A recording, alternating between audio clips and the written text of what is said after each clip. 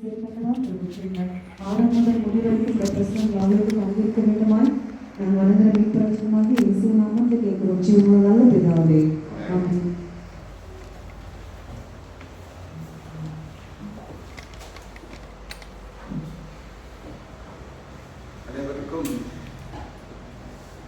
அனைவருக்கும் ஓய்வு நாள் வாழ்த்துக்கள். ஹாப்பி சாபத்.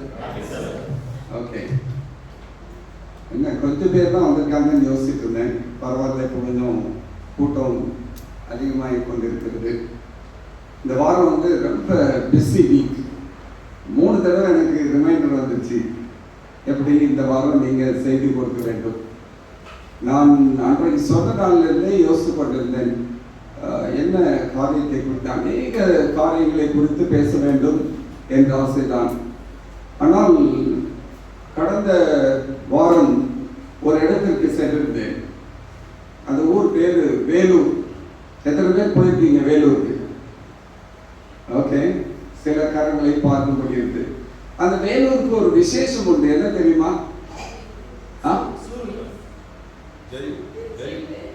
ஜெயிலு, ஷூ, அது ஆம்பூர். Ambur CMC Vellore hospital. பரவாயில்ல. அந்த வேலூருக்கு சில வேறு காரியங்களையும் அங்கு சொல்வார்கள். நாங்கள் படித்த காலத்துல இருந்து கேள்விப்பட்டிருக்கிறோம். இன்னைக்கு காலையில் கூகுளில் ஓகே வேலூர் ஃபோர்ட் அதெல்லாம் சொல்றாங்க.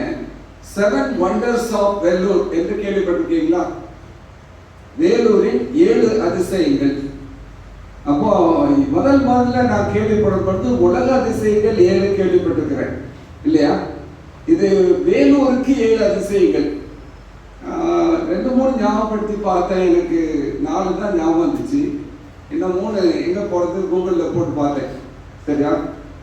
வரிசையாக வேகமாக சொல்லுகிறேன், ஏனென்றால் சத்தியத்திற்கு கடன் செல்ல வேண்டும். பாலாறு என்று ஒரு ஆறு ஓடுகிறது, தெரியுமா? வேலூர்ல பாலாறு என்று ஒரு ஆறு ஓடுகிறது. அது தண்ணீர் இல்லாத ஆறு, a river without water. அது ஒரு வண்டர். 2வது காரியம், நம்ம தம்பி சொன்ன மாதிரி அங்க என்ன இருந்துச்சு? ஒரு போர்ட். அந்த போர்ட்டில் யாருமே இதுவரை அங்கு இருந்து அரசாண்டதில்லை. a fort without king. அந்த அரண்மனையிலே ராஜாக்கள் இருந்ததில்லை. 3வது, அங்க ஒரு கோயில் இருக்குது, வேற பிரசித்தி பெற்ற ஒரு கோயில். அந்த கோயிலுக்குள்ளாக அவர்கள் வழிபடுகிற சிவலிங்கம் இல்லை, ஆனால் அவர்கள் சிவனை வழிபடக்கூடிய ஒரு ஆலயம். எப்போ வரைக்கும் தெரியுமா? 1981 வரைக்கும் சிலைகள் வைக்கப்படவில்லை. கிட்டத்தட்ட 400 வருஷங்களாக சிலை இல்லாத ஒரு கோயில் அதுதான். அது வேலூரின் ஒரு விசேஷம். இன்னொன்று, அங்கு மலை இருக்கிறது. அந்த மலையிலே மரங்கள் இல்லாத மலைகள். அப்படின்னா என்ன மலை? ஈவன் நம்ம பக்கத்தில் இருக்கிற யானை மலையை கூட பார்த்தீங்கன்னா கொஞ்சம் மரங்கள் தெரியுது. ஆனால் வேலூர் பக்கத்தில் இருக்கிற மலைகளிலே பார்த்தீர்கள் என்று சொன்னால் வெறும் பாறைகளாகத்தான் தெரியும். அதுக்கப்புறம் அந்த ஊர்ல போலீஸ் இருக்கிறாங்க, ரொம்ப போலீஸ் இருக்கிறாங்க, ஆனால் அதிகாரம் இல்லாத போலீஸ். என்ன அப்படின்னு நானும் யோசிச்சு பார்த்தேன். பிறகு வாசிக்கும் பொழுதுதான் தெரிந்தது, போலீஸ் ட்ரைனிங் அகாடமி அங்கு இருக்கிறது.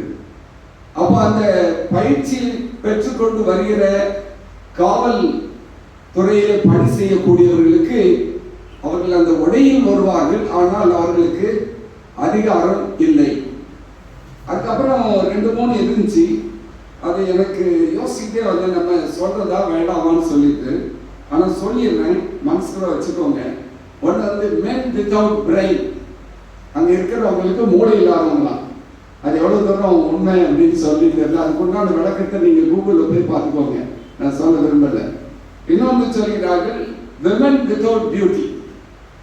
men without brain, women without beauty. அதை தவிர இப்போ 2 அதற்கு பதிலாக சேர்த்திருக்கிறார்கள். அங்கு ஒரு கோல்டன் டெம்பிள் இருக்கிறது. அந்த கோல்டன் டெம்பிளுக்கு என்று எந்த விதமான கொடி மரமும் அங்கே இல்லை.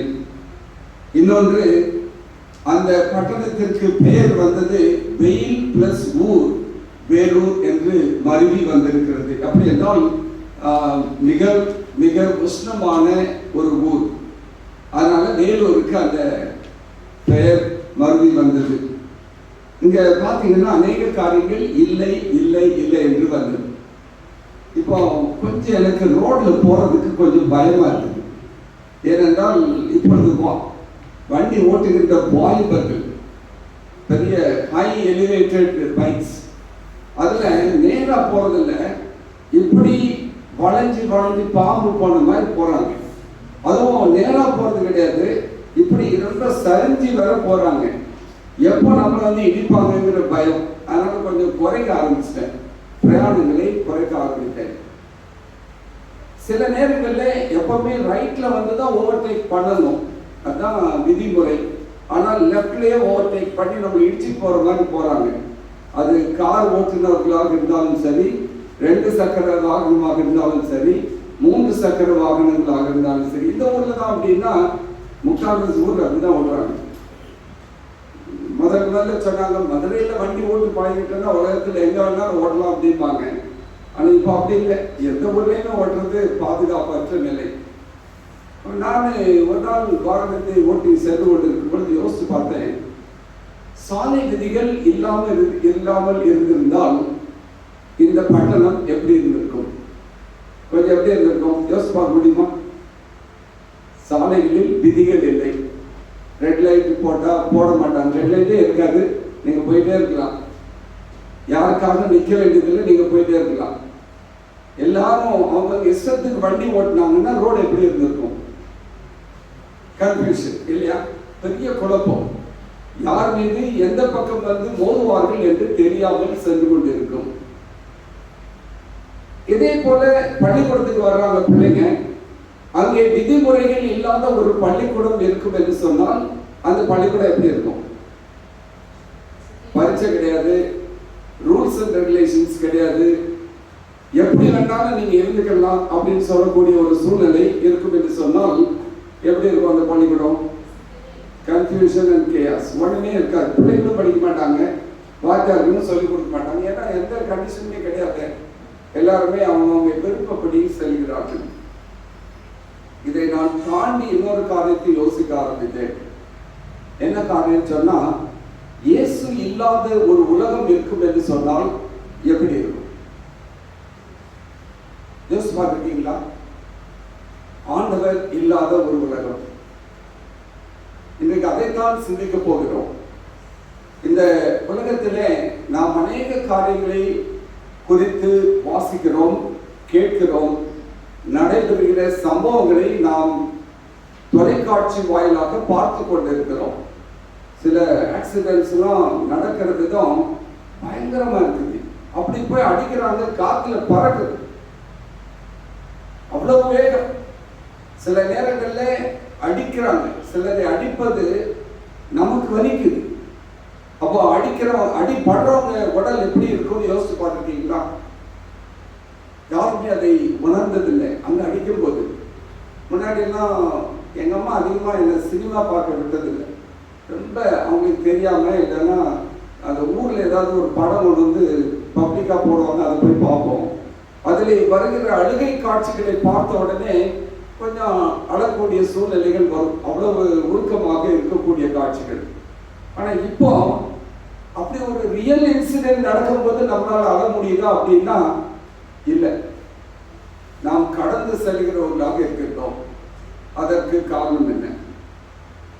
அப்படி இந்த உலகம் ஒரு தேவன் இல்லாத, கடவுள் இல்லாத ஒரு உலகமாக இருக்கும் என்று சொன்னால் கொஞ்சம் கற்பனை பண்ணி பாருங்க, எப்படி இருக்கும்னு யோசிச்சு பாருங்க. நானும் கொஞ்சம் யோசிச்சு பார்த்தேன். இப்ப என்னமோ நம்ம அதிகமாக அவர்களை நேசிக்கிற பிள்ளைகளாக இருப்பதனால ஒருவேளை நம்ம ஒரு பாஷையில சொல்லுவது ஓரவஞ்சனை, பார்ஷியாலிட்டி. நம்ம வந்து ஆண்டவர் பிடிக்கும், அதனால ஆண்டவர் இல்லாம இருக்க முடியாது அப்படின்னு சொல்லுவோம். ஆனால் அதையும் கூட கொஞ்சம் ஒதுக்கி வச்சுட்டு நான் யோசிக்க ஆரம்பிச்சேன், எப்படி ஆண்டவர் இல்லாமல் எப்படி இருந்திருக்கும்? எந்த விதமான ஒரு சூழ்நிலையும் இல்லாதவாறு மனிதன் தன் இஷ்டம் போல நடந்து கொண்டிருப்பான் இல்லையா? எந்த விதமான கட்டுப்பாடுகள் இருக்காது. மனம் போன போக்கிலே அவன் போய்கொண்டே இருப்பான். அதான் இந்த வசனம் வாசிச்சாங்க இல்லையா? நியாயாதிபதிகள் புத்தகத்துல கடைசி வசனம், அவனவன் தந்தன் வாசிக்கும் கண் பார்வைக்கு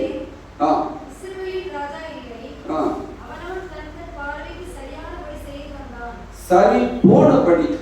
அவர் ரமேஷ் வாசிக்கும் போது சரியானபடி என்று வாசித்தார். இப்ப நீங்களும் அப்படிதான் வாசிக்கிறீங்க. எப்படி வாசிச்சீங்க?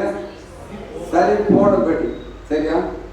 சரி போனபடி என்று வாசிக்கப்படும். சரியானபடி அல்ல, சரி போனபடி என்றால் சரியானதற்கும் சரி போனதற்கும் வித்தியாசம் உண்டு இல்லையா?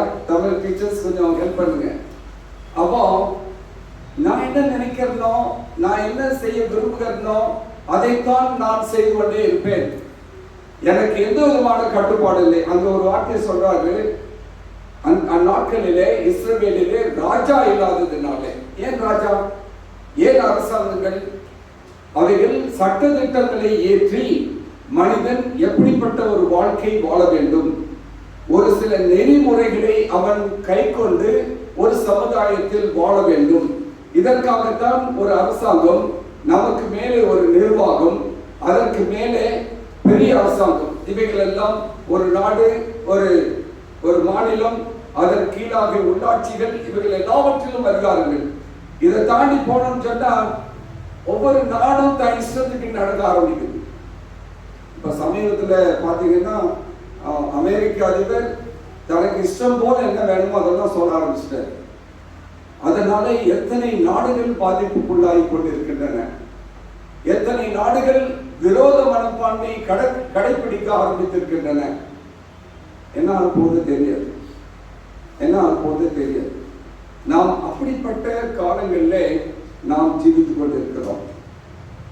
அப்போ பழையபடி வரும், ஆண்டவர் இல்லாத, இயேசு இல்லாத 2025 வருஷம் 29 வருஷத்துக்கு முன்னாடி ஆண்டவராக இயேசு கிறிஸ்து இந்த உலகத்தில் பிறந்தார் என்று நான் மட்டும் இல்லை, நீங்க மட்டும் இல்லை, உலகம் நம்புகிறது.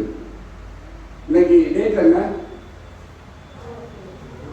4/4/2025.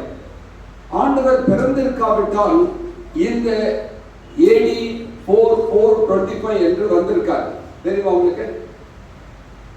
இந்த கிரெகரியன் காலண்டரோ இல்லாவிட்டால் வேறு காலண்டர்களோ வந்திருக்காது. வேறு விதமான முறைப்படி நாட்களை கணக்கிட்டு இருப்பார்கள். ஆண்டவர் வந்தது அதற்கு முன்பாக பின்பாக என்று உலக சரித்திரத்தை மாற்றி எழுதக்கூடிய அளவிற்கு கிறிஸ்துவின் பிறப்பு இருந்தது. ஆனால் உலக சரித்திரத்தை மாற்ற வல்ல தேவன் சில வேளைகளிலே நம்மை மாற்ற முடியாமல் திணறிக் கொண்டிருக்கிறார். முன்னாடி ஒரு முறை பேசும் பொழுது சொன்னேன், அதே இடங்களில் சொல்லியிருக்கிறேன். ஆண்டவருக்கு இஸ்ரவேல் ஜனங்களை எங்கிருந்து கொண்டு வந்தார்? எகிப்தின் அடிமைத்தனத்திலிருந்து பலத்த கரத்தினாலும் ஓங்கிய பயத்தினாலும் ஆண்டவர் கொண்டு வந்தார். அவங்க வனாந்தரத்தில் நடந்தார்கள், முறுமுறுத்தார்கள், சண்டை போட்டார்கள், கோபப்பட்டார்கள், கீழ்ப்படியாமல் போனார்கள். அப்போ ஒரு ஆசிரியர் எழுதும் போது எழுதுகிறார், God, it was easy for God to bring them out of Egypt, but it was very hard for the Lord to take Egypt out of their heart. அவர்களுடைய இருதயத்திலிருந்து எகிப்தை அவரால் எடுக்க முடியவில்லை. அதனால தான் அந்த வனாந்தரத்தில் அவர்கள் என்ன செய்தார்கள்? எங்களுக்கு குமட்டி காய்களும் வெள்ளரிக்காய்களும் வேண்டுமே, காடைகள் வேண்டுமே, இதெல்லாம் நாங்கள் அங்க இருந்தா சாப்பிட்டு இருந்திருப்போமே. அங்க இருக்கிற பாரம்பரியங்களை அவர்கள் விட்டுவிடாமல் அவர்கள் கேட்டுக்கொண்டு மோசையை தொந்தரவு செய்து கொண்டிருந்தார்கள். அதனால தான் அந்த ஆசிரியர் எழுதுகிறார், it was easy for God to bring them out of Pharaoh's hand, but God could not take Egypt from their own hearts. இன்னைக்கு நம்ம வாழ்க்கை எப்படி இருக்கிறது? ஒரு எல்லை இல்லாத வாழ்க்கை, விதிமுறைகள் இல்லாத ஒரு வாழ்க்கை, ஒரு நெறிமுறைகள் இல்லாத ஒரு வாழ்க்கை இந்த உலகத்தில் இருக்கும் என்று சொன்னால் எப்படி இருக்கும்? கொஞ்சம் கற்பனை பண்ணி பார்ப்போமா? கொஞ்சம் யோசிச்சு பார்ப்போம். எதற்காக இதை கொண்டு வருகிறேன் என்று சொன்னால் கடைசியில் பார்க்க போறோம். இது உலகத்தில் இருக்கிற காரியங்கள் மட்டும் இப்பொழுது நாம் பேசிக் கொண்டிருக்கிறோம். அப்படி என்றால் இந்த 25ஆம் வசனத்தில் வாசித்தோம் இல்லையா, அவனவன் தன் தன் பார்வைக்கு சரி போனபடி அவனுக்கு என்ன சரியா தெரியுதோ அதை மாத்திரம் அவன் செய்து கொண்டு வந்தான். அவனுக்கு என்று ஒரு ஒழுங்குமுறைகள் இல்லை. நான் நினைத்தால் யாரையும் அழிப்பேன், நான் நினைத்தால் யாரையும் எதையும் செய்வேன், நான் நினைத்தால் யாருடைய பொருளையும் அபகரித்துக் கொள்வேன், என்னை யாரும் கட்டுப்படுத்த முடியாது. அவனவன் தன் தன் இஷ்டத்துக்கு சரி போனபடி அவனுக்கு சரியானபடி அவன் செய்ய ஆரம்பித்தான். அப்போ அவனுக்கென்று ஒரு வரைமுறைகள் இல்லாத ஒரு வாழ்க்கை இருந்தது. சரி, எபேசியர் 6ஆம் அதிகாரத்துக்கு வாங்க. 10ஆவது வசனம் 11ஆம் வசனத்தை வாசிப்போம். எபேசியர் 6ஆம் அதிகாரம்.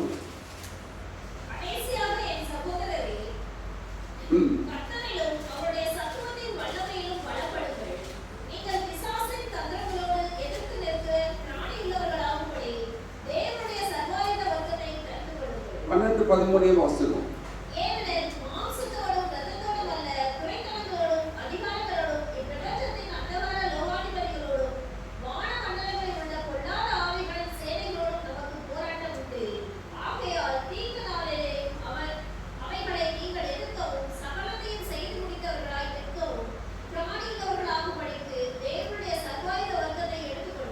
இங்கு பவுல் ஒரு ஆலோசனை சொல்லுகிறார். நமக்கு என்ன உண்டுமா?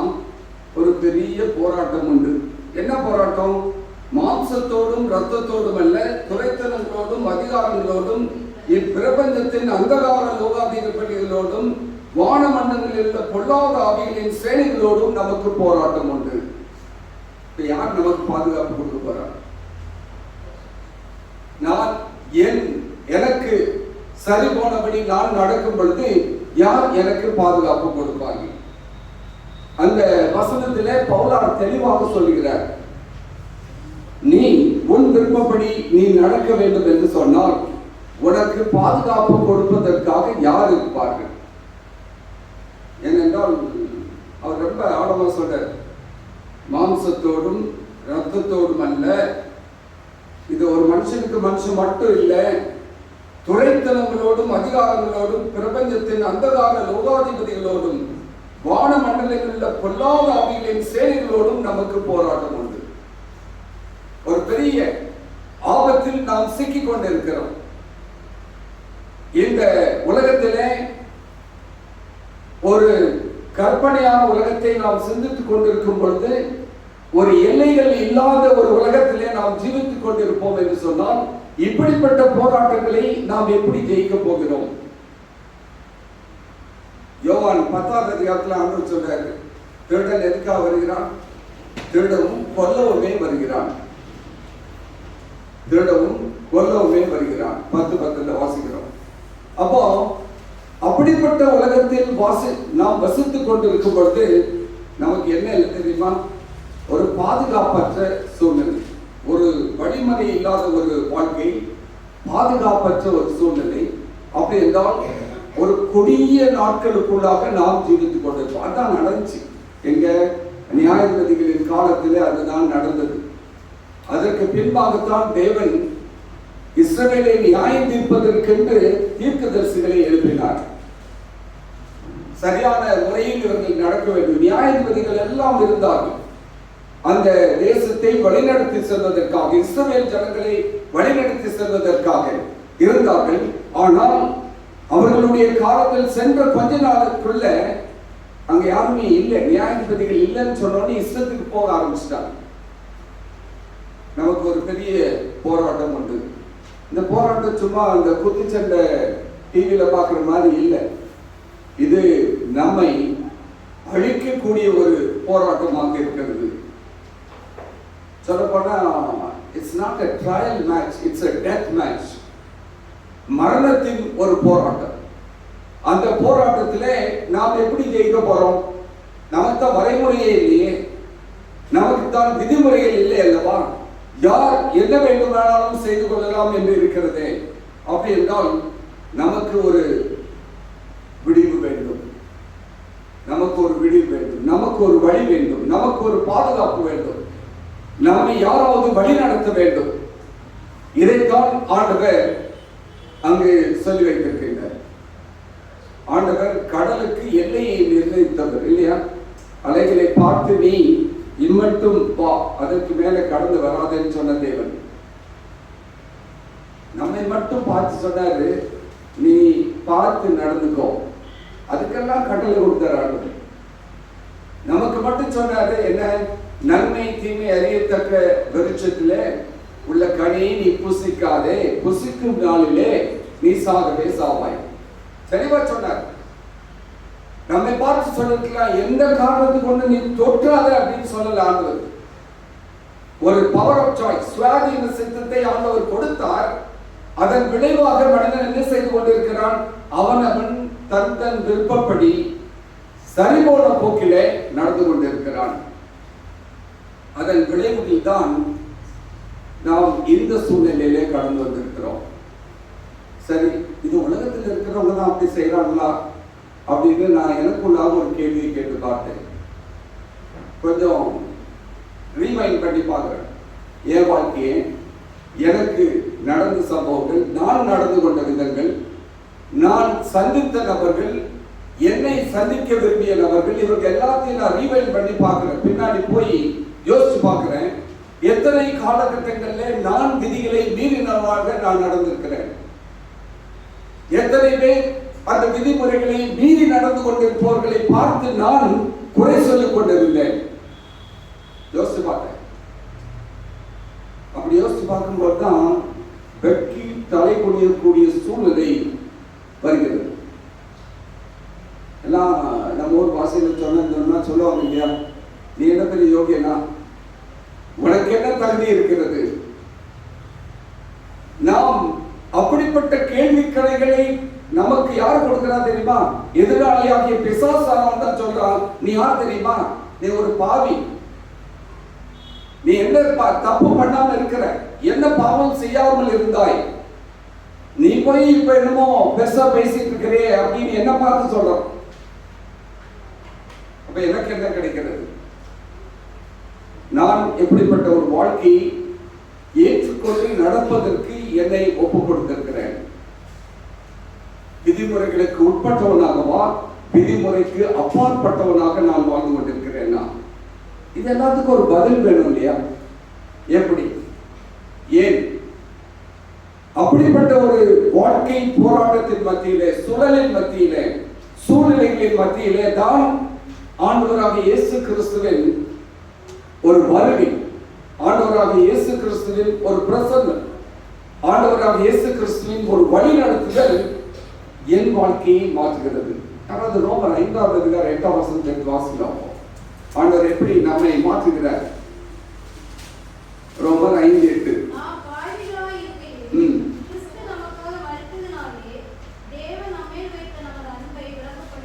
நாம் பாவிகளாய் இருக்கையில் கிறிஸ்து நமக்காக மரித்ததினாலே தேவன் நம்மேல் வைத்த தமது அன்பை விளங்க பண்ணுகிறார். இந்த வசனம் எவ்வளவு ஆறுதலான வசனம் தெரியுமா? நான் இன்னும் பாவியாய் இருக்கையிலே கிறிஸ்து எனக்காக மரித்ததினாலே தேவன் என் மேல் வைத்த அவருடைய அன்பை விளங்க பண்ணுகிறார். இதை வாசிக்கும் பொழுது யார் என்னை பார்த்து குறை சொன்னாலும், குற்றம் சுமத்தினாலும், சுட்டி காண்பித்தாலும், எனக்கு இருக்கிற ஒரு பெரிய கேடை, ஒரு கேடகம் என்னவென்று சொன்னால், ஒரு பெரிய பாதுகாப்பாளர் என்னவென்று சொன்னால், அங்கே ஆண்டவராக இயேசு கிறிஸ்து என்னை மன்னிப்பதற்காக கல்வாரி சிலுவையிலே அந்த ஈன குருசிலே சுமந்தாரே, அந்த மரித்தது நிமித்தமாக அவருடைய அன்பை விளக்கப்பட்டினார். எப்போ? நான் பாவியாக இருக்கும் பொழுது. காலையில எரேமியா புத்தகத்திலிருந்து படிச்சுட்டு இருக்கிறோம். 4ஆவது அதிகாரத்தில் நாங்கள் கடக்கல, 2 வசனம் ஒரு வசனமா தான் படிக்கிறோம். அவர் சொன்னார், சீர்கெட்ட இஸ்ரவேலே மனம் திருப்பு. 3ஆவது அதிகாரத்தில் பார்த்தோன்னா 5 தடவை சொல்றார், மன திருப்புகள், திருப்புகள் சொல்றார். எரேமியா தீர்க்கதரிசி அங்க எழுதுகிற வார்த்தைகளை நீங்கள்லாம் வாசித்து பார்த்தீங்கன்னா, இன்றைய காலகட்டத்திலே ஆண்டவர் உணர்த்தி கொண்டிருக்கிற அநேக காரியங்களை தேவன் வெளிப்படுத்திக் கொண்டிருக்கிறார். அப்ப நாம எப்படி நம்முடைய கிறிஸ்தவ வாழ்க்கை இருக்கிறது. யாரை பற்றி கவலைப்படாதீங்க.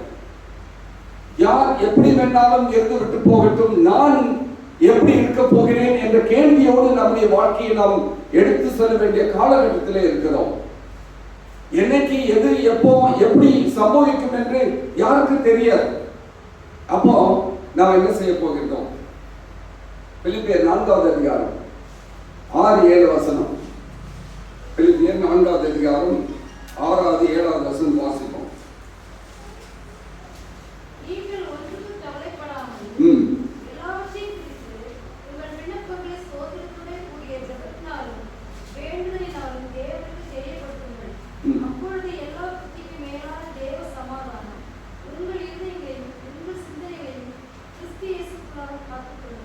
இங்க பவுல் இன்னொரு ஆலோசனை சொல்கிறார். நீங்கள் ஒன்றுக்கும் கவலைப்படாமல், don't worry, எல்லாவற்றையும் குறித்து உங்கள் விண்ணப்பங்களை சோஸ்திரத்தோடு கூடிய ஜெபத்தினாலும் வேண்டுதலினாலும் தேவனுக்கு தெரியப்படுத்துங்கள்.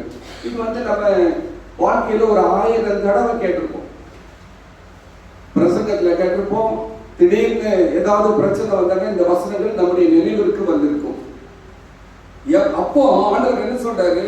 எல்லா புத்திக்கும் மேலான தேவ சமாதானம் உங்கள் இதயங்களையும் உங்கள் சிந்தனைகளையும் கிறிஸ்து இயேசுவுக்குள்ளாக காத்துக்கொள்ளும்.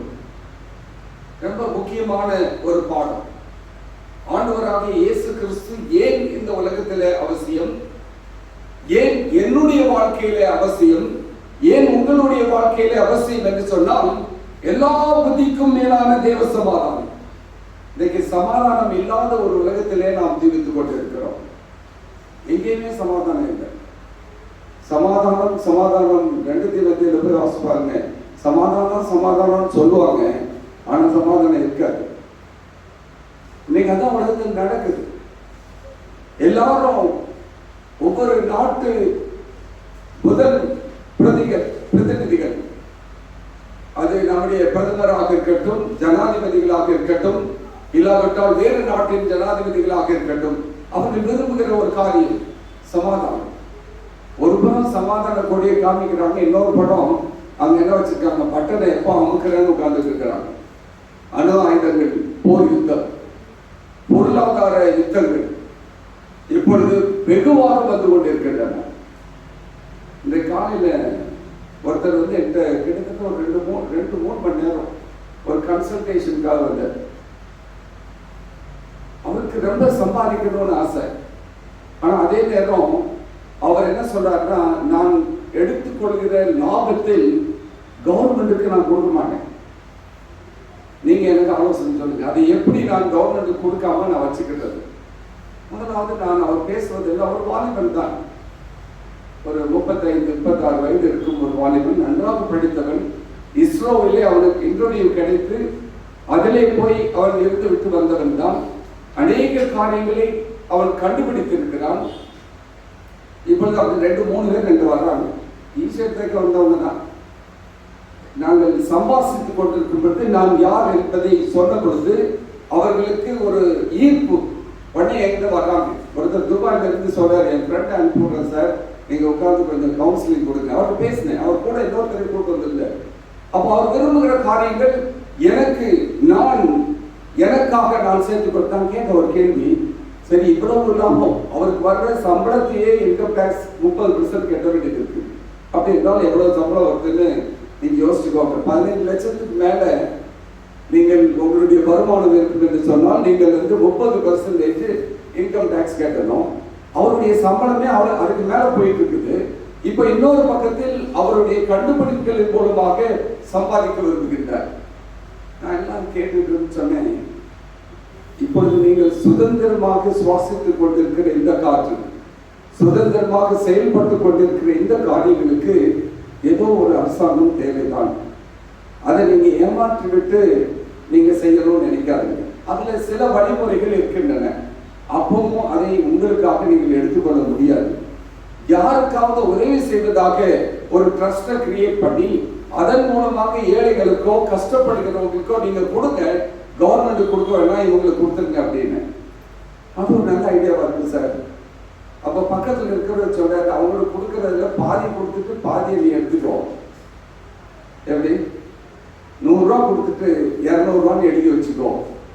யார் வந்து உங்களை கணக்கு கேட்பாங்க? நாங்கள் அப்படித்தான் செய்ய விரும்புகிறோம். கொஞ்ச நேரம் கேட்டுட்டு இருந்தேன். எல்லாம் அவங்களுடைய என்ன விருப்பங்களை கேட்டுவிட்டு நான் சொன்னேன், we have to sit one more round. இதோட முடியல. நீங்கள் விரும்புகிறபடி அவனவன் தன் யோசனையின்படியே நடக்க விரும்புகிற வாழ்க்கை. இதுதான் இன்னைக்கு நடந்த ஒரு சம்பவம். அதனால்தான் நான் இன்னும் அதிகமாக இதை பற்றி பேசுவதற்கு தூண்டப்பட்டேன். அப்ப எனக்குள்ளாக ஒரு கேள்வி வந்தது. என்ன கேள்வினா, ஆவிக்குரிய ஜீவிதத்தில் வாழ்ந்து கொண்டிருக்கிற நீங்களும் நானும் எப்படிப்பட்ட வாழ்க்கையை வாழ்ந்து கொண்டிருக்கிறோம்? சுயநலத்தோடு வாழ்ந்து கொண்டிருக்கிறோமா? இல்லாவிட்டால் நாம் அந்த தேவ சமாதானம் இல்லாதவர்களாக வாழ்ந்து கொண்டிருக்கிறோமா? சொல்ற தேவ சமாதானம் உங்கள் இருதயங்களையும் உங்கள் சிந்தனைகளையும் கிறிஸ்து இயேசுவுக்குள்ளாக காத்துக்கொள்ளும் என்று அநேக முறை வாசித்திருக்கிறோமே. அந்த தேவ சமாதானம் வருவதற்கு எது தடையாக இருக்கிறது? சில நேரத்தில் யோசிச்சு பார்க்க வேண்டியிருக்கு. சில நேரத்தில் நாம் நம்முடைய வரம்பை மீறி செயல்படும் பொழுது யாருக்கு விரோதமாக செயல்படுறோங்கிறது மறந்துடும். அதான் வேதனைக்குரிய காரியம். யாருக்கு விரோதமாக செயல்படுறோம்? கர்த்தருக்கு ஆண்டவருக்கு விரோதமாக. கீழே வரோம், இன்னும் கொஞ்சம் ஆழமாக போட போறோம். அதிகமாக நீங்கள் படிக்கும் பொழுதுதான் நாம் எவ்வளவு அருகதையற்றவர்கள் என்பதை நாம் புரிந்து கொள்ள முடியும். மற்றவங்கெல்லாம் எப்படி இருக்கிறாங்கிறத பற்றி கவலைப்படாதீங்க. நான் எனக்கு கிறிஸ்துவுக்கும் எனக்கும் இருக்கிற உறவிலே நான் எப்படிப்பட்ட ஒரு வாழ்க்கை வாழ்ந்து கொண்டிருக்கிறேன். அவனவன் தன் யோசனையின் சுய யோசனையின்படி நடக்கிற பிரகாரமாக நான் என் யோசனையின்படி நடந்து கொண்டிருக்கிறேன். அது கிறிஸ்துவுக்கு பிரியமில்லாத வாழ்க்கையாக இருக்கும் என்று சொன்னால் நான் கவலையோடு தான் உட்கார்ந்துருக்கணும். அதனால தான் இவர் பவுலார் சொல்கிறார், நீங்கள் ஒன்றுக்கும் கவலைப்படாமல். அப்போ 2 காரியங்கள் நம்முடைய வாழ்க்கையிலே அமைதிப்படுத்தப்பட வேண்டும். ஒன்று நமது மனது, இன்னொன்று நம்முடைய இருதயம். இந்த 2ஐயும் தான் ஆண்டவர் கேட்கிறார். மகனே உன் நெஞ்சருக்கு தாராயம் ஒரு பாட்டு உண்டு இல்லையா? பழைய பாடல், கீர்த்தனை பாடல் வந்து மகனே உன்னை. நான் சின்ன பிள்ளையா இருக்கும்போது அடிக்கடி அந்த பாடலை வீட்டில் பாடுவோம், குடும்ப ஜபத்திலே பாடுவோம். மகனே உன் நெஞ்சலுக்கு தாராயம். ஆண்டவர் வேற எதையும் கேட்கல. நாம் பாடத்தில் படிக்கிறோம், உன்னுடைய கல்லான இருதயத்தை எடுத்து விட்டு சதையான இருதயத்தை நான் வைக்கிறேன், அதிலே என்னுடைய பிரபாடங்களை எழுதி வைக்கிறேன். காரணம், நீ என்னுடைய பிள்ளையாக எனக்கு உகந்தவனாக நீ வாழ வேண்டும் என்பதற்காக நான் அந்த காரியத்தை செய்ய போகிறேன். அதற்காகத்தான் நான் கல்வாரி சிலுவையிலே மரித்தேன். ஆண்டவராகிய இயேசு கிறிஸ்து சொல்கிறார். இன்றைக்கு நம்முடைய மனதும் இருதயமும் யாருக்கு கீழ்ப்படிந்து கொண்டிருக்கின்றன? சுயத்திற்கா, உலகத்தின் அதிபதியாகிய பிசாசிற்கா, இல்லாவிட்டால் ஆண்டவருக்கா? இவர் ஆலோசனை சொல்றாரு, நீங்கள் ஒன்றுக்கும் கவலைப்படாமல் எல்லாவற்றையும் குறித்து உங்கள் விண்ணப்பங்களை சோஸ்திரத்தோடு கூடிய ஜபத்தினாலும் வேண்டுதலினாலும் தேவனுக்கு தெரியப்படுத்துங்கள்.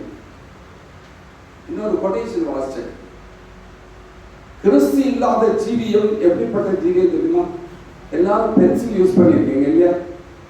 பென்சில் யூஸ் பண்ணியிருக்கோம். அந்த பென்சில் கடையிலிருந்து வாங்கிட்டு வந்தோடனே எழுத முடியுமா? இப்போ எழுத முடியும். எப்படி தெரியுமா? இப்போ ஷார்பன் பண்ணி அங்கே வச்சிருக்கிறோம். அந்த எழுதி கொண்டுட்டு வந்தது எழுத ஆரம்பிச்சு கொஞ்ச நாளைக்குள்ள அது என்ன ஆகிடும்? அந்த கார்பன் லேட் வந்து என்ன ஆகிடும்? தீர்ந்து போயிடும். அதுக்கப்புறம் என்ன செய்யணும்? திருப்பி ஷார்பன் பண்ணணும். கிறிஸ்து இல்லாத ஜீவியம், a pencil without Christ, a life without Christ is like a pencil without sharpen. அந்த பென்சில் எதுக்காக பிரயோஜனப்படுமா? பிரயோஜனப்படாது. அது மாதிரி தான் நம்ம வாழ்க்கையும் எப்படி எழுதுகிட்டார். இன்றைக்கு நம்முடைய வாழ்க்கையில நம்முடைய மனதும் நம்முடைய இருதயமும் அதை அமைதிப்படுத்துவதற்கு ஒருவர் தேவை.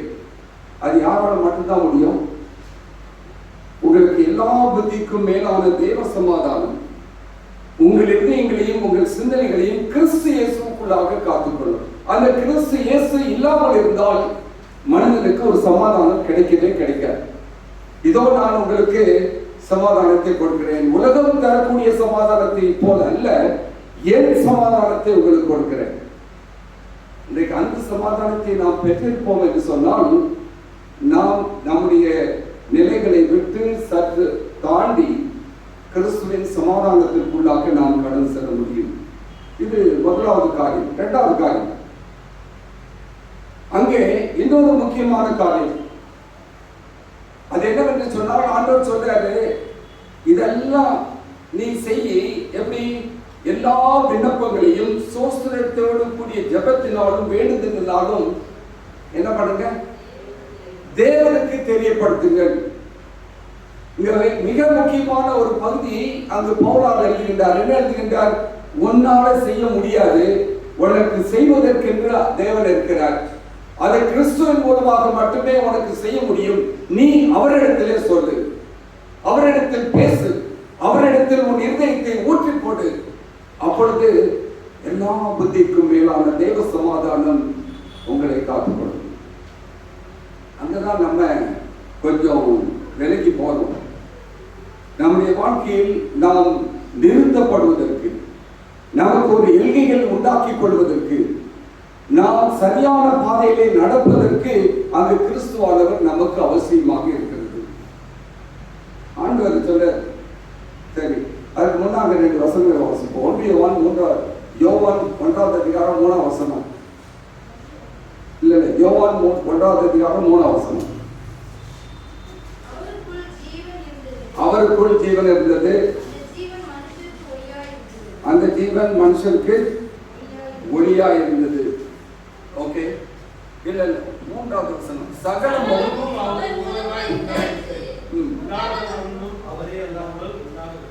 இப்போ பாயிண்ட் பிளாங்கா யோவான் எழுதுகின்றார். என்ன எழுதுகின்றார்? சகலமும் அவர் மூலமாய் உண்டாயிற்று, உண்டானதொன்றும் அவரே ஆளை அல்லாமல் உண்டாகவில்லை. அப்படி என்றால் இந்த உலகத்திலே நாம் இங்கு படைக்கப்பட்டிருக்கிறோம், நாம் இங்கு இருந்து கொண்டிருக்கிறோம் என்றால் அது அவரால் வந்த ஒரு ஈவு. நாம் பார்த்து கொண்டிருக்கிற, நாம் உபயோகிக்கின்ற, நாம் செயல்பட்டுக் கொண்டிருக்கின்ற ஒவ்வொரு காரியத்தையும் யார் தான் உருவாக்கி கொடுத்திருக்கிறார்? ஆண்டவர் தான். இந்த உலகத்தில் நாம் அனுபவித்துக் கொண்டிருக்கிற காற்று, இந்த சூரிய ஒளி, இவை எல்லாவற்றையும் தேவன் தான் கொடுத்திருக்கிறார். அது இல்லைன்னு சொன்னா கொஞ்சம் யோசிச்சு பார்க்க முடியுமா? நிச்சயமாகவே கிறிஸ்து இல்லாத ஒரு வாழ்க்கை இல்லாமல் இல்லை. இன்னொரு வசனத்தை கூட வாசிப்போம். எபிரேயர் 1ஆம் அதிகாரம் 3ஆம் வசனம். இவர் அவருடைய மகிமையின் பிரகாசமும்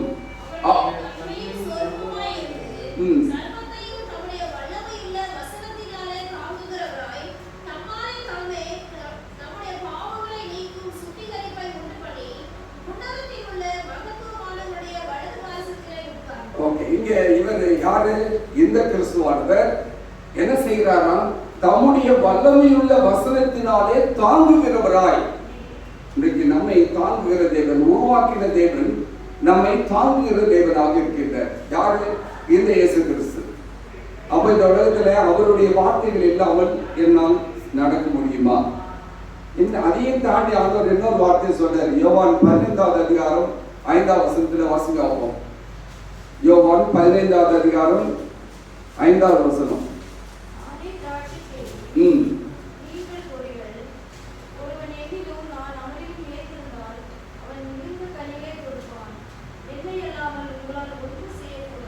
பாயிண்ட் பிளாங்க் ஆண்டவர் சொல்றாரு, என்னை அல்லாமல் உங்களால் ஒன்றும் செய்ய முடியும். இதை எத்தனை பேர் நாம் புரிந்து வைத்திருக்கின்றோம்? அநேக நேரங்களில் நான் செஞ்சு முடிச்சிடுறேன், என்னால முடியும். இந்த ஒரு ஸ்லோகன் உண்டு, உன்னால் முடியும் தம்பி. சரியா? Encouraging motivational thought. உன்னால் முடியும் தம்பி, ஒரு மோட்டிவேஷனல் தாட். ஆனால் வேதம் என்ன சொல்கிறது? என்னை இல்லாமல் உங்களால் ஒன்றும் செய்ய முடியாது. வாழ்க்கையில் ஒவ்வொரு காலகட்டத்திலும் ஆண்டவரை பிடித்துக் கொள்கிற, ஆண்டவரை விசுவாசிக்கிற, ஆண்டவரை நேசிக்கிற, அவருடைய வார்த்தைகளின்படி நடக்க ஒப்பு கொண்டிருக்கிற ஒவ்வொரு பிள்ளைகளையும் ஆண்டவர் நடத்தி கொண்டிருக்கின்றார். அப்ப ஆண்டவர் சொல்றாரு, என்னை இல்லாமல் உங்களால் ஒன்றும் கூடாது. அப்ப இந்த உலகத்துல கிறிஸ்து இல்லாமல் எதுவாக நடக்குமா?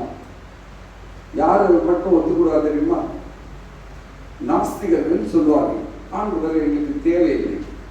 ஆனால் அந்த நாஸ்திகர்களின் மரண பிடியிலே போய் பாருங்க, அவர்களுடைய மரண அவஸ்தையிலே அவர்கள் இயங்குகின்ற காரியம், நாம் எதையோ விட்டுவிட்டோமே. யாரு? டார்வினே அதைத்தான் சொன்னார். கடவுள் இல்லை என்ற கொள்கை பாடுகளை கொண்டு வந்தவரே கடைசியில் there is a super power above all of us. இன்னைக்கு நம்முடைய வாழ்க்கை எப்படி இருக்கிறது?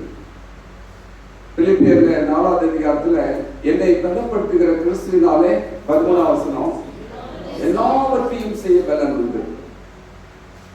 இல்ல இந்த வசனத்தை தவறாக எடுத்துக்கொண்டும் பயன்படுத்துகிற பிள்ளைகளும் இருக்கிறார்கள். எது? அந்த முதல் பகுதியை விட்டு விடுகிறார்கள். எது? என்னை பலப்படுத்துகிற கிறிஸ்துவினாலே இந்த வார்த்தையை விட்டுவிட்டு எல்லாவற்றையும் செய்ய எனக்கு பலன் உண்டு. அதுதான் உன்னால் முடியும் தம்பி. உனக்குள்ள ஒரு பவர் இருக்குது. You trust that power. You can do it. You have your will power to do it. எனக்கு வந்து அநேகர் சொல்லியிருக்காங்க, you have a very strong will power. அந்த will power எங்கிருந்து வந்துச்சு? இந்த வேதத்தை அறிந்ததினாலே, இந்த வேதத்தின் அடிப்படையிலே நான் செல்வதனாலே ஆண்டவர் எனக்கு ஒரு பெரிய மன திடத்தை கொடுத்திருக்கின்றார், மன பலனை கொடுத்திருக்கின்றார். ஆகையினால எல்லாவற்றையும் செய்ய எனக்கு பலம் உண்டு. நடக்க முடியாது, ஆனால் நடப்பேன். எந்த உறுதி எங்கே இருக்கிறது? என்னை பலப்படுத்துகிற கிறிஸ்துவினாலே எனக்கு எல்லாவற்றையும் செய்ய பலன் உண்டு. அப்ப இன்றைக்கு நம்முடைய வாழ்க்கையிலே நாம் கேட்க வேண்டிய ஒரு கேள்வி, அப்போஸ்தலர் நடவடிக்கைகள் 17வது அதிகாரம் 28வது வசனத்தை நாம் அவருக்குள் என்ன செய்யப்படுகிறோம்? இருக்கிறோம், அசைகிறோம். வாசிக்கிறோம். ஏனெனில் அவருக்குள் நாம் பிழைக்கிறோம், அசைகிறோம், இருக்கிறோம்.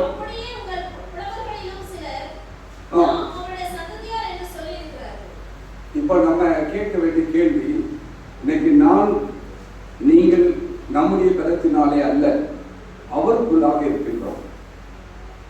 நான் அடிக்கடி பார்த்துக்கிறேன், இந்த காலில் எல்லாம் மடக்கி பார்ப்பேன், காலை தூக்கி பார்ப்பேன். இதெல்லாம் ஒரு காலத்தில் செய்ய முடியாத ஒரு வாழ்க்கை. நானும் டாக்டரும் அன்னைக்கு 1ஆம் தேதி காலையில் ரொம்ப நேரம் பேசிட்டு இருந்தோம். எனக்கு ஒரு ஷாக்கிங் நியூஸ் டாக்டர் சொன்னாங்க, எனக்கு கொடுக்கப்பட்ட மருந்து கிடைப்பது இப்பொழுது அதிசயமாக இருக்கிறது. 5 கிராம் கிடைக்கிறது கூட அவ்வளவு கஷ்டப்பட்டு வாங்குறோம்னு சொன்னாங்க. அந்த வியாதியின் தீவிரம் எப்படி இருக்கிறது, அந்த இம்யூனோகுளோபின் என்று சொல்லக்கூடிய அந்த காரியங்கள். அப்ப எனக்கு ஒரு நாளைக்கு 500 ml கொடுத்தாங்க, 5 நாளைக்கு கொடுத்தாங்க. கிடைச்சது யாருக்கும் கிடைக்காது. அன்னைக்கு ராத்திரி போகும்போது 3 பாட்டில் தான் இருக்குது, நாங்க ஏற்பாடு பண்ணி கொடுக்குறோம், நாளைக்கு மிச்சத்தை கொடுத்துடுறோம், டெய்லி 5 பாட்டில் சொல்லிட்டு வந்துட்டாங்க. ஒரு கஷ்டம் இல்லாம ஆண்டவர் கிடைக்க பண்ண. இன்னைக்கு அதுவும் எனக்கு உபயோகமாக இருந்தது. ஆட்டோ இம்யூன் டிசார்டர் தான் இது. அதுல அது மிகவும் மிகவும் உதவியாக இருந்தது. அப்ப அவருக்குள்ளதான் நான் செய்யறேன், அவருக்குள்ளதான் நான் பிழைச்சிருக்கிறேன், அவருக்குள்ளதான் நான் ஓடுறேன். இப்பவும் எவ்வளவு வேகமாக என்னுடைய காரியங்களை செய்து கொண்டிருக்கிறேன். நான் தான் கொஞ்சம் ஸ்லோ டவுன் பண்ணணும்னு நினைச்சிருக்கிறேன். இப்போ ஒரு நபரை தேர்ந்தெடுத்து அவர் எனக்காக வண்டியில ஓடி வாங்கிட்டு வந்து கொடுத்துட்டு போறாரு. இந்த வெயிலையும் இந்த டிராபிக் ஜாம்லேயும் போய் சிக்கக்கூடாது என்பதற்காக ரொம்ப அவசியம் தான் மட்டும்தான் நான் போறேன். இன்றைக்கு நாம் அறிந்து கொள்ள வேண்டிய ஒரு பாடம், இன்றைக்கு நாம் வரைமுறை அற்ற உலகத்திலே ஜீவித்துக் கொண்டு இருக்கிறோமா? கிறிஸ்து இல்லாத ஒரு வாழ்க்கையிலே இருக்கிறோமா? ஒருவர் எழுதும்போது எழுதுகின்றார், some see Jesus is a threat to their way of life.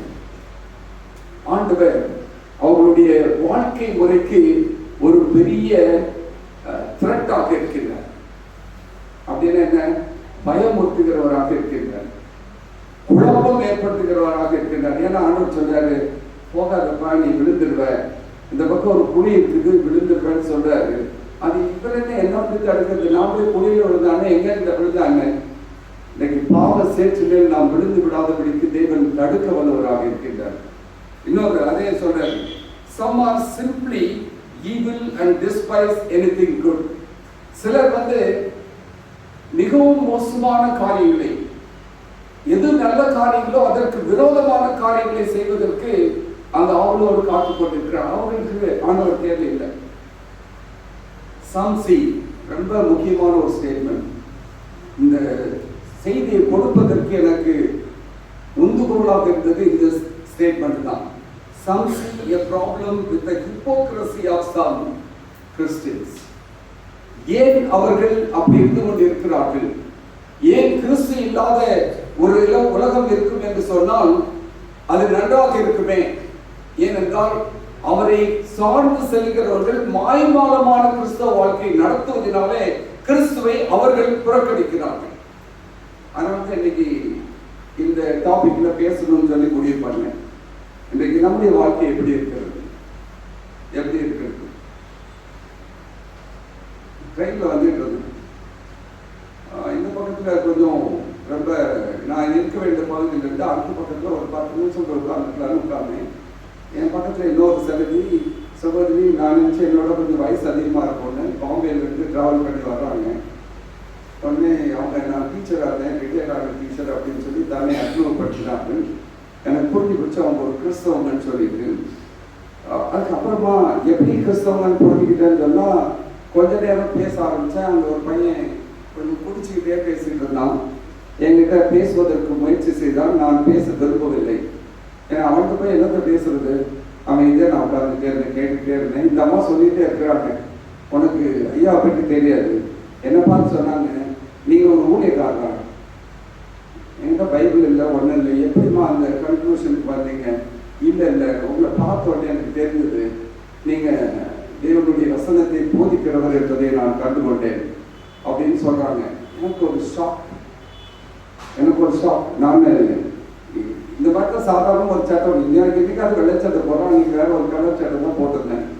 அமைதியாக உட்கார்ந்துருந்தேன். அவங்க செய்ததெல்லாம் அப்சர்வ் பண்ணிக்கிட்டே இருந்தேன்.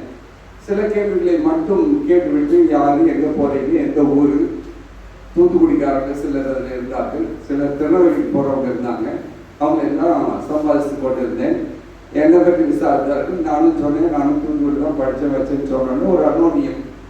அதுக்கு முன்பாகவே உட்கார்ந்த கொஞ்ச நேரத்தில் இந்த கேள்வி கேட்ட உடனே நான் சொன்னேன், ஆண்டவரே நான் தகுதியுள்ளவனா? என்னை பார்த்து இவங்க ஊழியக்காரன்னு சொல்லி கேட்குற அளவுக்கு எனக்கு என்ன தகுதிப்பா இருக்குது? இன்னும் நான் மாறணும்பா, இன்னும் நான் மாறணும். என்னுடைய வாழ்க்கையில் இன்னும் மாற்றப்பட வேண்டிய காரியங்கள் அநேகம் உண்டு என்பதை தேவன் அன்றைக்கு எனக்கு உணர்த்தினார். எத்தனையோ சிந்தனைகள், எத்தனையோ முறை நான் கோபப்பட்டு இருக்கிறேன். அதெல்லாம் ஏன் வச்சுட்டு இருக்கிறேன்? அப்படி இருக்காது. தேவனுடைய பிள்ளைகள் எவ்வளவு தூரம் ஆண்டவரை நேசிக்கிற பிள்ளைகளுடைய வாழ்க்கை எவ்வளவாக இருக்க வேண்டும் என்பதை அதற்கு ஆண்டவர் எனக்கு உணர்த்தினார். அப்படி யோசித்தேன், ஆண்டவரே நீர் இல்லாத ஒரு வாழ்க்கையா? இல்லை, எனக்கு அன்னைக்கு கிடைத்த கௌரவம் அவராலே வந்த கௌரவம். அன்னைக்கு நீங்கள் இயேசுவின் பிள்ளையாக இருப்பதனாலே நாங்கள் அறிந்து கொண்டோம். எப்படி எனக்கு என்ன அவசரம் இருந்துச்சுன்னா, அப்போஸ்தலர் நடவடிக்கைகள்ல அப்போஸ்தலர்கள் நடந்து சென்றார்கள். இவர்கள் அவரோடு இருந்தவர்கள் அல்லவா? அப்படிதான் அந்த சுமன் வந்துக்குமோ தெரியல. இன்னைக்கு நாம் நம்மை பார்த்து மற்றவர்கள் பார்த்து சொல்லுகிற அளவிற்கு நீங்களும் நானும் யாராக இருந்து கொண்டிருக்கிறோம்? உலகத்தில் இருப்பவர்கள் கிறிஸ்து இல்லாமல் ஜீவித்துக் கொண்டிருக்கிறார்கள். நீங்களும் நானும் கிறிஸ்துவை உடையவர்களாக ஜீவித்துக் கொண்டிருக்கிறோம் என்று நாம் சொல்லிக் கொண்டிருக்கிறோம். ஆனால் வாழ்க்கையில், வார்த்தையில், பார்வையில் மாற்றம் இல்லாத ஒரு வாழ்க்கை இருக்கும் என்று சொன்னால் எனக்கும் அவங்களுக்கும் வித்தியாசம் இல்லை. அவர்கள் கிறிஸ்து இல்லாமல் ஜீவித்துக் கொண்டிருக்கிறார்கள். நான் இந்த மாயமான கிறிஸ்தவர்களை போல நான் கிறிஸ்து இருக்கிறார் என்று சொல்லிக்கொண்டு இல்லாதவனை போல வாழ்ந்து கொண்டிருக்கிறேன். கேள்வி கேட்போம். இன்றைக்கு இதோடு நாளை தோறும் பொழுது நாம் ஆலயத்துக்கு வருகிறோம், அமர்ந்திருக்கிறோம், செய்திகளை கேட்டு வாரம் கேட்டுட்டு போறோம். என்ன பிரயோஜனம்? ஏதாவது மாற்றங்கள் நம் வாழ்க்கையில் நிகழ்ந்து கொண்டிருக்கிறதா? கொஞ்சம் யோசிப்பாங்க. இன்றைக்கு இரவிலே நீங்கள் படுக்கைக்கு செல்லும் முன்பாக ஒரு 5 நிமிஷம், 1 மணி நேரம் 2 மணி நேரம் தான் ஜெபம் பண்ணுங்க நான் சொல்றதே இல்லை. 5 நிமிஷம் மறுநாள் போட்டு ஆண்டவரை சொல்லுங்க, ஆண்டவரே என்கிட்ட இருக்கிற குறையை சுட்டி காமிக்கப்பா, நான் இன்னும் மாறணும். நான் உம்மை போல நான் இன்னும் மாற வேண்டும். உமக்காக நான் வாழ வேண்டும் என்று என்னை ஒப்பு கொடுத்திருக்கிறேனே. சர்ச்சில் டெடிகேஷன் பண்ணியிருக்காங்க, பேப்டிசம் கொடுத்திருக்கிறாங்க, ஒரு ஆர்டினேஷன் கொடுத்திருக்கிறாங்க. இவ்வளவு செஞ்ச பிறகு நான் உண்மை பிரதிபலிக்காத ஒரு வாழ்க்கை என்னுடைய வாழ்க்கையில் இருக்கும் என்று சொன்னால், உண்மை பிரதிபலிக்காத ஒரு வார்த்தை என் வாயில் இருக்கும் என்று சொன்னால், உம்மை பிரதிபலிக்காத ஒரு பார்வை என்னிடத்தில் இருக்கும் என்று சொன்னால் அது தேவன் இல்லாத ஒரு வாழ்க்கையாகத்தான் இருக்க போகிறது. அப்படிப்பட்ட வாழ்க்கை வேண்டாமா? நீர் எனக்காக, நான் இன்னும் பாவியாக இருக்கும் பொழுது நீர் எனக்காக மறுத்ததினாலே இன்றைக்கு தேவனுடைய அன்பை நாம் உறுதி பண்ணி கொண்டு இருக்கிறோமே. அப்படி என்றால் எப்படி நாம் வாழ்ந்து கொண்டு இருக்கிறோம்? அந்த நியாயாதிபதி புத்தகத்துல வாசித்தபடி அவனவன் தன் சுய யோசனைகள் நடக்கிறோமா? இதெல்லாம் பிசாசு அடிக்கடி சொல்லுவாங்க, சாத்தா வந்து ஏற்று நான் அது நான் தீர்மானிக்கிறது தான். கோவப்படணும்னா நான் தான் கோவப்படுறேன், திட்டணும்னா நான் தான் திட்டுறேன், தவறாக நடக்க வேண்டும் என்று சொன்னால் நான் தீர்மானிக்கிறேன். அதுதான் தேவன் கொடுத்த ஒரு சுயாதீனம். அதை உபயோகப்படுத்தி ஆண்டவருக்கு விரோதமாக நடக்கின்ற ஒரு வாழ்க்கையை தேவன் ஒரு நாளும் விரும்ப மாட்டார். அடுத்த ஒரு கேள்வியோடு நான் முடிக்க போகிறேன். அப்படிப்பட்ட ஒரு மாறுபட்ட ஒரு வாழ்க்கை நம்முடைய வாழ்க்கையில் இல்லைன்னு சொன்னா நம்ம எப்படி பரலோகராஜ்யத்தில் போய் இருக்க போறோங்கிற கேள்வி அடிக்கடி எனக்கு வருது. அநேகரை குறித்து நான் கேள்விப்பட்டிருக்கிறேன், நான் கேள்வி கேட்டுக்கிறேன்.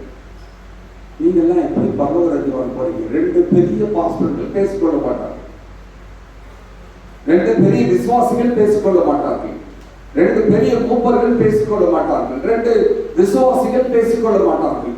நீங்க போய் பரலோகராஜ்யம் எங்க போகணும்? நீங்க சர்ச்சுக்கு வர்றோம், பரலோகராஜ்யம் போகணும்னு வர்றோம். ஆனா பரலோகராஜ்யத்துல அவங்களும் வந்து நானும் போய் இருந்தேன்னு சொன்னா அங்கேயும் போய் பாசாம திருப்பி போனா என்ன ஆகும்? போக முடியுமா? ஆண்டவர் திரும்புகிற ஒரு வாழ்க்கை அவரை போட்ட என் பாவத்தை எல்லாம் அவர் யோசிச்சு பார்த்துருந்தாருன்னா என் முகத்தை பார்க்கறது கூட, காலை துப்பிட்டு போறது கூட லாய்க்கு தான். ஆனாலும் நான் இன்னும் பாவியா இருக்கேன். கிறிஸ்து என் மேல் வைத்த அன்பின் நிமித்தமாக என்னை மன்னித்து ஏற்றுக்கொண்டார் அல்லவா? அதே போல என்னுடைய வாழ்க்கை மாற்றப்பட வேண்டும் என்று நாம் சிந்திப்போம். கிறிஸ்து இல்லாத ஒரு வாழ்க்கை ஜீவன் இல்லாத ஒரு வாழ்க்கை, கிறிஸ்து இல்லாத ஒரு வாழ்க்கை குறிக்கோள் இல்லாத ஒரு வாழ்க்கை, கிறிஸ்து இல்லாத ஒரு வாழ்க்கை பரலோகம் இல்லாத ஒரு வாழ்க்கை. இதை நாம் நினைவில் வைத்தவர்களாக நாம் இந்த இடத்தை விட்டு கடந்து செல்வோம். தேவனுடைய சமூகத்தில் பேசுவோம், சொல்லுவோம், தேவனுடைய கரத்தில் ஒப்பு கொடுப்போம். கர்த்தர் நம்மை ஆசீர்வதிப்பாராக. ஆமென்.